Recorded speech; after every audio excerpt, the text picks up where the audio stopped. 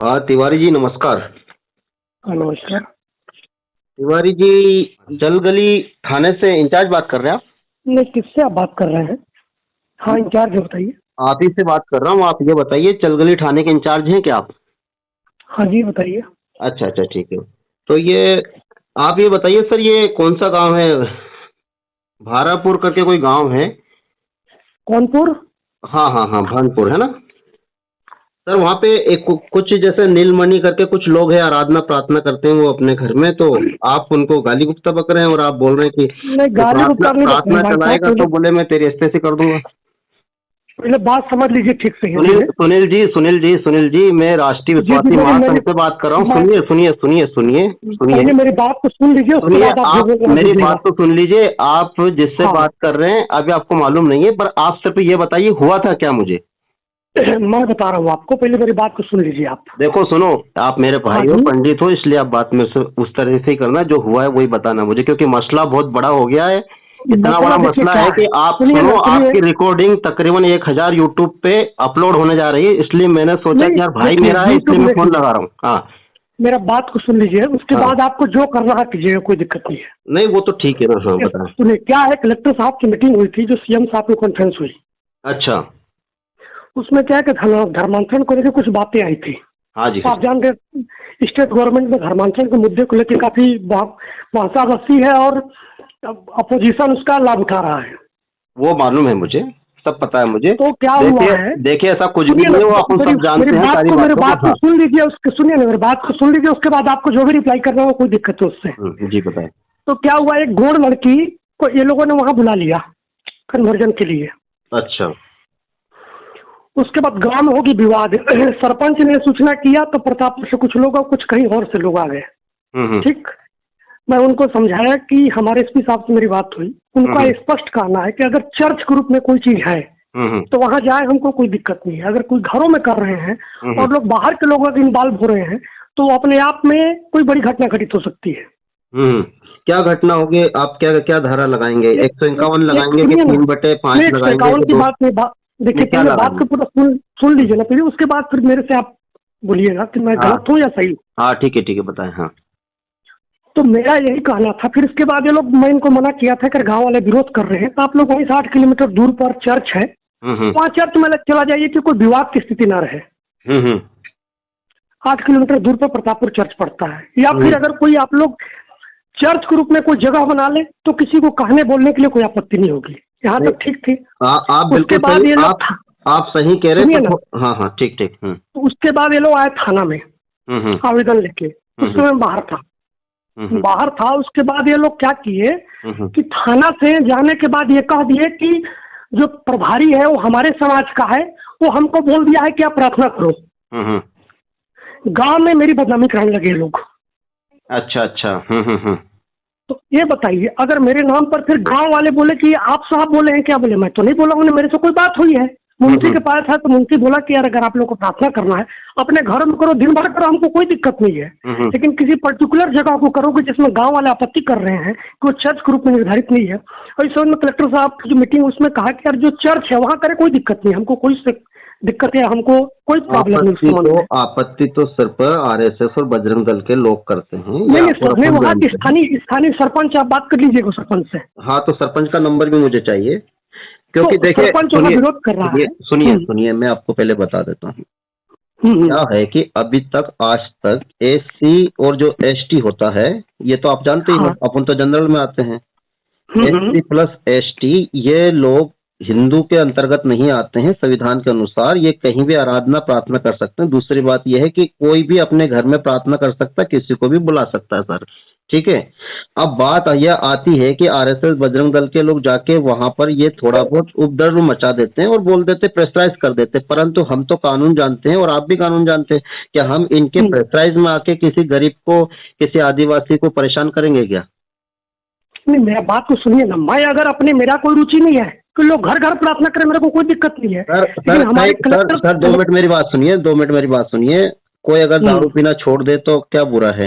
चोरी करना कोई अगर छोड़ दे तो क्या बुरा है? अगर कोई घर में दुआ प्रार्थना कर रहा है तो अपन को उसमें क्या आपत्ति जा रही? और वैसे ही भारत का जो संविधान है जिससे देश चलता है, उस संविधान के आर्टिकल 25 के अंतर्गत हर एक व्यक्ति चौराहे के ऊपर प्रचार प्रसार कर सकता। पर इन दिनों में जैसा कि अभी आपने अपने मुंह से बोला है कि अपोजिट पार्टियों का ये काम है, तो अपोजिट पार्टियों का ये काम है, उनका लक्ष्य है कि 2025 तक हिंदू राष्ट्र घोषित करेंगे। परंतु ये कदापि इसलिए नहीं होगा क्योंकि आप और हम सब जानते हैं कि एक सिर्फ एक राजनीति है ना। अभी अभी बघेल साहब की सरकार है, ठीक है, तो अभी रमन साहब उधर थोड़ा बहुत उठक पटक कर रहे हैं, ठीक है, तो ये सिर्फ एक राजनीति है। पर ये राजनीति में आके प्रेशराइज होके क्या हम लोग किसी गरीब को मारेंगे पीटेंगे या उसको थोड़ी बहुत धारा लगा के अंदर करेंगे क्या? ये नहीं, तो ये तो आराधना प्रार्थना को रोकने वाला सीधा सीधा काम हो रहा ना। प्रार्थना को रोकने, सुनिए ना, अगर मेरी बातों से आप सहमत देखो, अगर आपके पास कोई लड़की गवाह होके ये बोले कि साहब इसने मेरा धर्म परिवर्तन करवाया, तो आप उस पर धारा लगा के उसको सीधा अंदर कर दीजिए।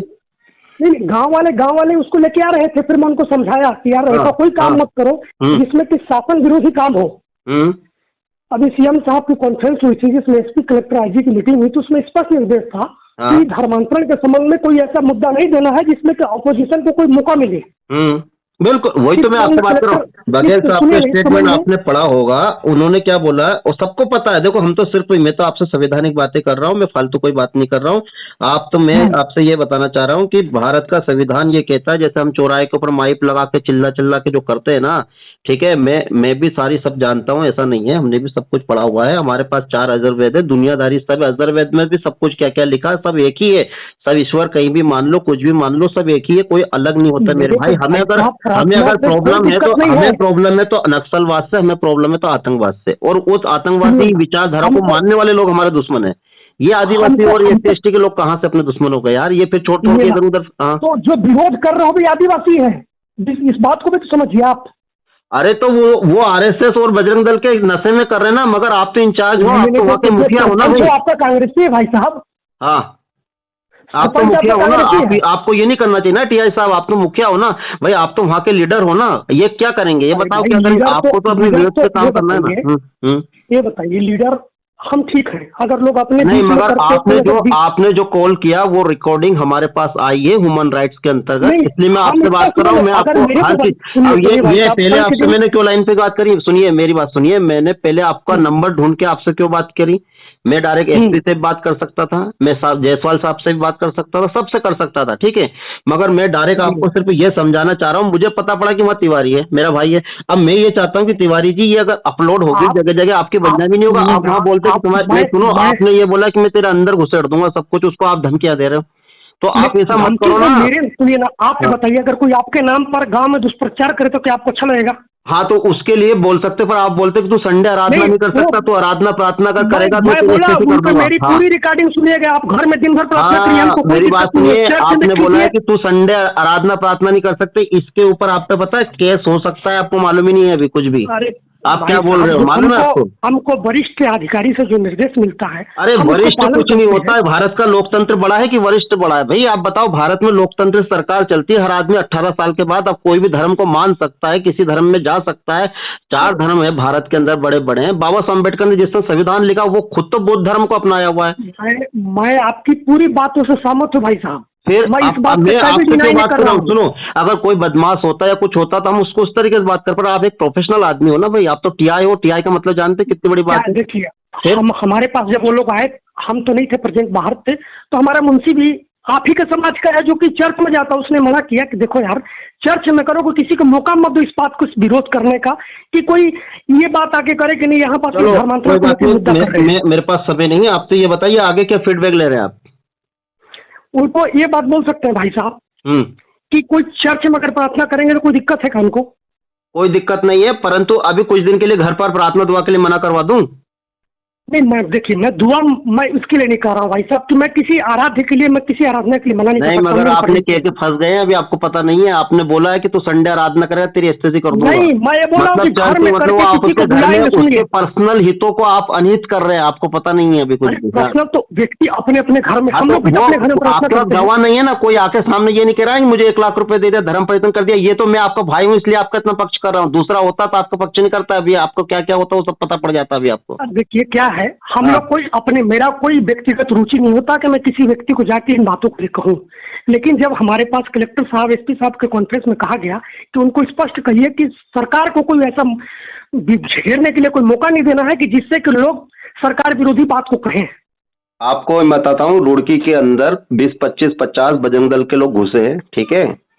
उन्होंने वहां पे 11 साल के बच्चे के सर में मार दिया, वो अभी तक भी कोमा में है। मालूम है, ये अंतर्राष्ट्रीय मुद्दा बनते हैं सारी चीज। जज मालूम, देखिए, एक अंतर्राष्ट्रीय कोड होता है जो यूएनओ पेश करता है, एक भारत का है, भारत का जो प्रधानमंत्री है वो भी यूएनओ में जाकर रिपोर्ट करता है। अगर अंतर्राष्ट्रीय स्तर पर जब मुद्दे बनते हैं, पूरे देश के अंदर क्रिश्चियन है, क्रिश्चियन मेजोरिटी है 65%, पूरे देश में जब ये बनता है ना, तो आप, हमें तो कुछ नहीं, अभी तो ठीक है, आप कोई भी धारा लगा के अंदर कर दोगे, वो 6 महीने बाद भी आ जाएगा।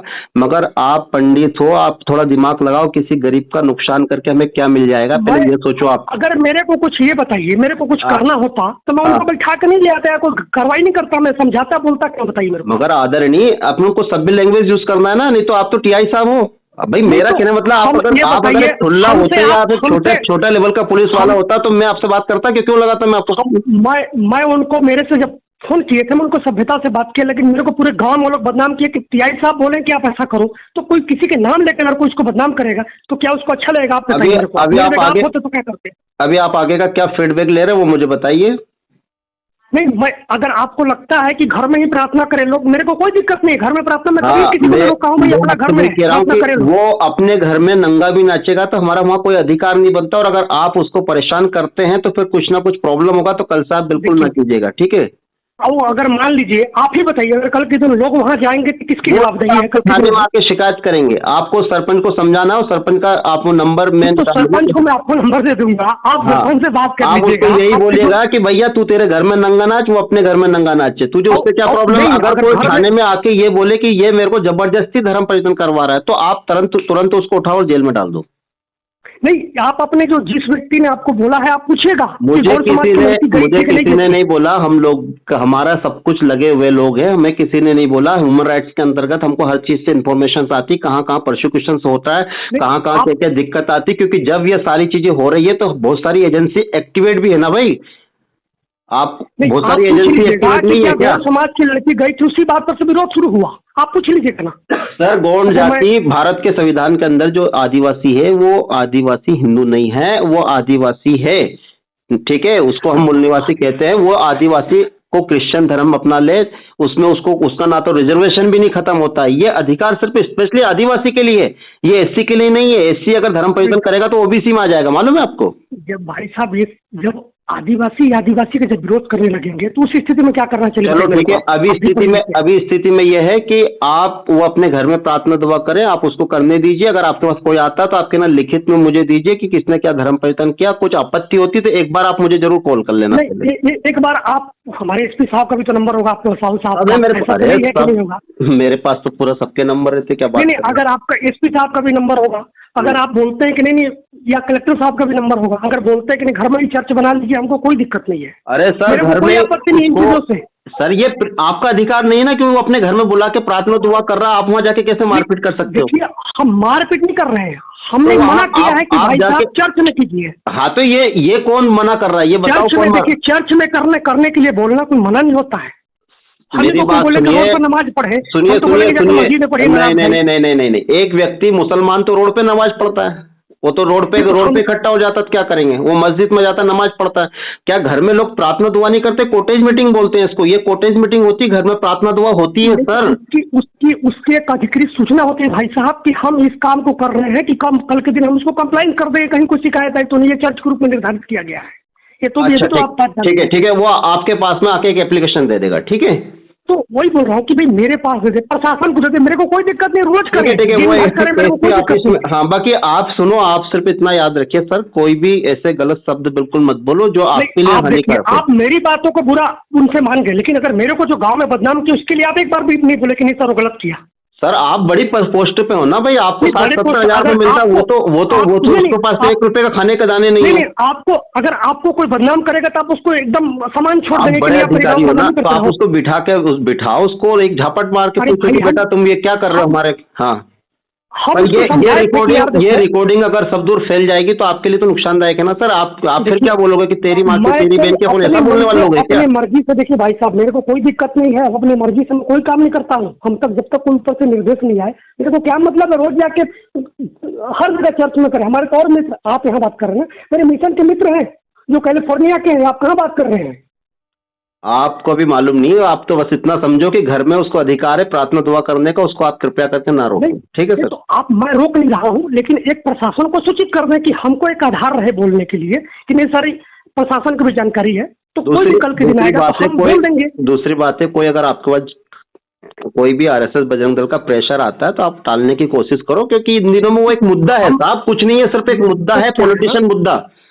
नहीं समझे आप? उसके चक्कर में किसी गरीब को पीसने की जरूरत नहीं, आदरणीय। देखिए गवर्नमेंट है कांग्रेस की, जैसा निर्देश मिलता है हम लोग तो गवर्नमेंट का अंग है। हाँ तो अरे ये इंदिरा गांधी की दो दुकान है, भारतीय जनता पार्टी और कांग्रेस पार्टी, ये इंदिरा गांधी की दो दुकान है, आप उन्हें समझते हैं क्या? ये सब अपन को मालूम है, ये सब भाई भाई है, ये चोर चोर मौसेरे भाई हैं सब लोग, ठीक है? तो मेरा कोई रुचि नहीं, देखिए हम लोग आप, मैं चाहता हूँ कि आप सेफ रहें, बस बात खत्म है। और बच्चों को उनको किसी कोई परेशान मत करो साहब, ये तो कुछ दिन का मुद्दा खत्म हो जाएगा, ठीक है? उनको सुनिए ना, उनको एक काम कीजिए, इनको इतना तो कर सकते हैं कि एक एसडीएम को एक आवेदन दे के हमको उसकी कॉपी दे सकते हैं। मैं डायरेक्ट एसडीएम साहब से बात करूंगा ना, क्या दिक्कत है? मैं डायरेक्ट बात करूंगा एसडीएम साहब से, है ना? मैं उसका आवेदन लगवा दूंगा। क्या है ना भाई साहब, आप भी पढ़े लिखे हैं, एक लिखित अपने पास भी रहता तो अपने पास एक आधार होता है कल के दिन। पढ़े लिखे नहीं, मैं पढ़े लिखे नहीं। हाँ तो एक सूचना रहे तो क्या दिक्कत, मैं आपसे पूछना करवा देंगे, चलो कोई बात करवा देंगे, पर उसको छोटा भाई समझ के माफ करो, ठीक है? मैं बिल्कुल मैं देखिए, मेरी तो कोई, मेरा आज 8 महीने मेरे को यहाँ आए हो गया, मैं पूछिए और कभी उनको बोला हूँ। सुनिए आप रायपुर आइए, आप रायपुर आइए, बिलासपुर आइए, आपको हमारे तरफ से जो भी पॉलिटिशियन मदद होगा फुल मदद करेंगे, पर हम ये चाहते हैं कोई गरीब का नुकसान नहीं होना चाहिए, ठीक है सर? ओके भाई साहब मैं बता रहा हूँ 8 महीने मेरे को आए हो गया, कभी मैं उस गांव में कभी टोका हूँ तो बताइएगा मेरे को। नहीं वो मेरे को बदनाम करने लगे, ठीक है ना? वो तो रिकॉर्डिंग दुख लगा। आपका व्हाट्सएप नंबर कौन सा है? देखो मैं आपको रिकॉर्डिंग भी भेज रहा हूँ, आपका व्हाट्सएप नंबर कौन सा है? मैं जो बात किया मेरे को खुद मालूम है भाई साहब, मैं क्या बात बोला हूँ, लेकिन मेरे को ये खराब लगा कि वो लोग मेरे को नाम पर लेके सरपंच को बोलने लगे कि साहब बोले हैं। चलो आप तो हमारी तरफ से एक बढ़िया शानदार खाना खाओ, आराम करो, कोई टेंशन वाली बात नहीं, और उसको माफ कर दो छोटे भाई समझ के, और आपका क्षेत्र है, आप आराम से उस क्षेत्र को अच्छे से डेवलप करो, कोई दिक्कत वाली बात नहीं है, ठीक है सर? ओके तो मैं बस उनको इतना कह दीजिएगा प्लीज। ओके चलो ठीक, मैं बोल दूंगा कि उनको एक आवेदन दे देंगे एसडीएम साहब को, उसकी पावती हमको दे, हमको कोई दिक्कत नहीं, दिन रात करें। ठीक है ना? दरअसल क्या होता है कि ये सारी रिकॉर्डिंग्स है ना आजकल यूट्यूब पे डलती है, मालूम है आपको? तो आजकल क्योंकि आजकल इलेक्ट्रॉनिक मीडिया काम नहीं करता, पर ये जितने भी ईसाई लोग हैं, क्रिश्चियन लोग, इनके सबके मीडिया है यूट्यूब, जिससे 5-5, 6-6 लाख सब्सक्राइब है, ये सब डर रहे हैं। और मैं कितने लोगों की डली है मैं आपको सब फॉरवर्ड कर दूंगा, बता दूंगा। और फिर बाद में क्या होता है कि बदनामी होती है, बाद में एक्शन होता है। सुनिए ना, कोई ये मेरे नहीं है, मैं बता रहा हूँ मेरे कितने मित्र यहाँ बाधा मिशन है, आप पूछ लीजिएगा वहाँ के पादरी मेरे अभिन्न मित्र है। ऐसा नहीं है कि मैं कोई इस धर्म के विरुद्ध में कोई बात कर रहा हूँ। हाँ अब आप बात कर रहे हैं, अपन को किसी भी धर्म के खिलाफ नहीं जाना है, क्योंकि अपन लोग तो देखो मैं बताता हूँ, अपन लोग तो ब्राह्मण है, ब्राह्मण तो सर्वोच्च वर्ण है दुनिया का, इजराइल के अंदर से आया हुआ वर्ण है, पर्शियन है, अपन लोग अपन दुनिया में राज करने वाले लोग हैं, पर ये छोटे मोटे बेचारे गरीब गुरबों को कभी परेशान मत करना। लेकिन क्या है ना कि भाई साहब वो मेरे को मेरे नाम लेके गांव में वो क्रिटिसाइज करने लगे, चलो ठीक है, बाहर के लोग मेरे पास फोन करने लगे, ठीक है आप बोले हैं सर, ठीक है मेरे पास कुछ कॉल्स आ रही, ठीक है ना? ओके तो उनको बोल दीजिएगा, लेंगे प्लीज। ओके।